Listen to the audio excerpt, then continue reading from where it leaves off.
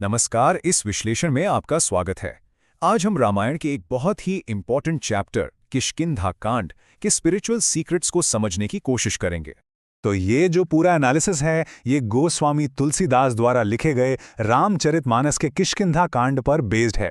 और इसका सबसे बड़ा पॉइंट क्या है? ये है जीवात्मा का परमात्मा से मिलन, यानी जब एक भटकी हुई आत्मा अपने परमेश्वर से मिलती है।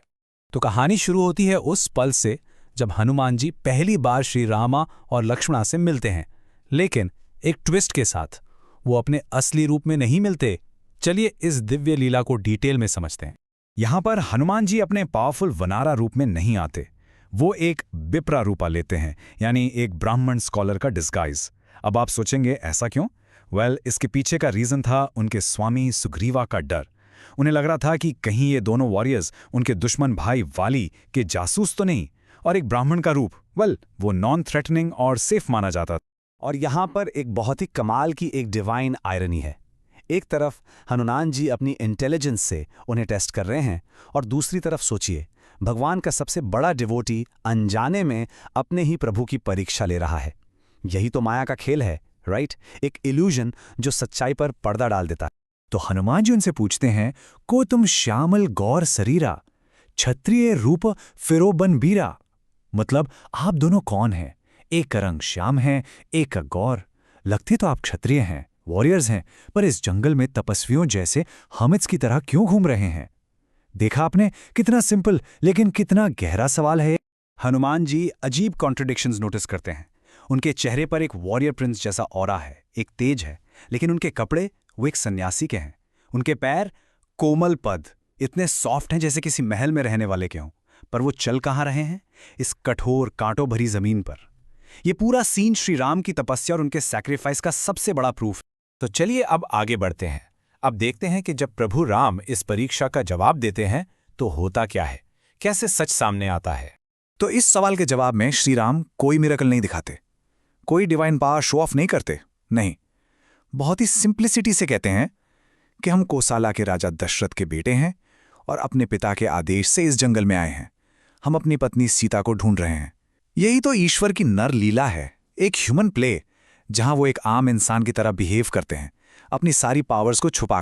और बस जैसे ही हनुमान जी ये सुनते हैं, उनके ऊपर से माया का पर्दा, वो इल्यूजन हट जाता है। पहला स्टेप है रिकग्निशन। वो फौरन अपने प्रभु को पहचान जाते हैं। दूसरा सरेंडर, यानी शरणागति। वो आगे पीछे कुछ नहीं सोचते, सीधा राम के पैरों में गिर जाते हैं। और तीसरा एक एक्सटैटिक ट्रांस। वो भक्ति और प्रेम में इतने खो जाते हैं कि उन्हें अपने शरीर की भी सुध नहीं रहती, जिसे देह सुधि बिसरी कहा गया है। इसी को कहते हैं कंप्लीट सरेंडर। जब उन्हें होश आता है तो वो कहते हैं, प्रभु मैं तो एक नादान वानर था, मैं आपको भूल गया, पर आप तो सबके स्वामी हैं, आप मुझे कैसे भूल गए? और यहां से दास्य भाव एस्टैब्लिश होता है।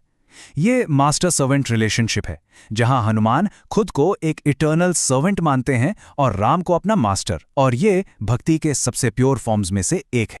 ओके, सो अब आगे बढ़ते हैं। इस पहचान के बाद आती है सेवा, यानी सर्विस। Let's see how. तो हनुमान जी फौरन उस ब्राह्मण डिस्गाइज को छोड़ देते हैं और अपने असली पावरफुल वनारा फॉर्म में आ जाते हैं। और इसका स्पिरिचुअल मैसेज बहुत गहरा है। ईश्वर की सेवा के लिए, गॉड की सर्विस के लिए आपको सच्चा होना पड़ता है। कोई दिखावा, कोई डिस्गाइज नहीं चलता। ट्रूथफुलनेस वो सबसे इंपॉर्टेंट है। इसके बाद वो श्रीराम और लक्ष्मण को अपने कंधों पर, अपने शोल्डर्स पर बिठा लेते हैं। और तुलसीदास जी इस सीन को इतना खूबसूरत डिस्क्राइब करते हैं। वो कहते हैं, ये ऐसा लग रहा है जैसे सोने के पर्वत पर सोने और पन्ना की चोटियां हों, एक गोल्डन माउंटेन पर गोल्ड और एमरल्ड पीक्स। ये आंखों देखा प्रदर्शन है भक्ति का, जहां एक भक्त अपने भगवान को कैरी कर रहा है। चलिए अगले सेक्शन पर चलते हैं।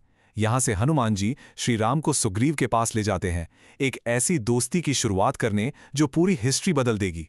तो जब सुग्रीव से मिलते हैं, हनुमान जी आग जलाते हैं। इसे कहते हैं अनला साखी। देखिए, वैदिक कल्चर में अग्नि या फायर को एक इटर्नल और प्योर विटनेस माना जाता है। तो जब आप आग को साक्षी मानकर फायर को विटनेस बनाकर कोई प्रॉमिस करते हैं, तो वो सिर्फ एक प्रॉमिस नहीं रहता, वो एक अनब्रेकेबल सेक्रेट कवर्नेंट बन जाता है।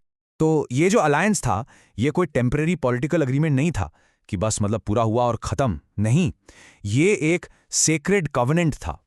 ये प्रीति यानी लव और साख्या भावा यानी फ्रेंडशिप पर बेस था। और यहां सबसे बड़ी बात यह है कि भगवान खुद एक वनवासी को उसकी जाति या बैकग्राउंड देखे बिना अपना दोस्त बना रहे हैं, इक्वल दोस्त। कितना पावरफुल मैसेज है ये। तो आइए इस पूरे इंसिडेंट से हम क्या सीख सकते हैं उसके क्विक समरी देखते हैं। तो ये टेबल इस पूरे एपिसोड को ब्यूटीफुली समराइज करता है। चलिए देखते हैं। पहला की इवेंट, हनुमान्स डिस्गाइज, जिसका स्पिरिचुअल सिग्निफिकेंस है माया का पर्दा, और इसका कोर टर्म है विप्रा रूपा। फिर आता है रामाज सिंपल रिप्लाई। इससे क्या होता है? डिवाइन की पहचान और कंप्लीट सरेंडर। कोर टर्म शरणागति। इसके बाद उन्हें शोल्डर्स पे कैरी करना। ये क्या है? ये है सेवा यानी भक्ति इन एक्शन। और आखिर में द फायर प्लेज। ये एक इटर्नल सेक्रेड फ्रेंडशिप है जिसका कोर टर्म है अनाला साखी। तो मैं आपको इस एक सवाल के साथ छोड़ जा रहा हूं। एक सिंपल एग्रीमेंट और एक सेक्रेड अलायंस में आखिर फर्क क्या होता है? जरा इस पर सोचिएगा। ऐसे ही और डीप एनालिसिस के लिए सब्सक्राइब करना ना भूलें। धन्यवाद।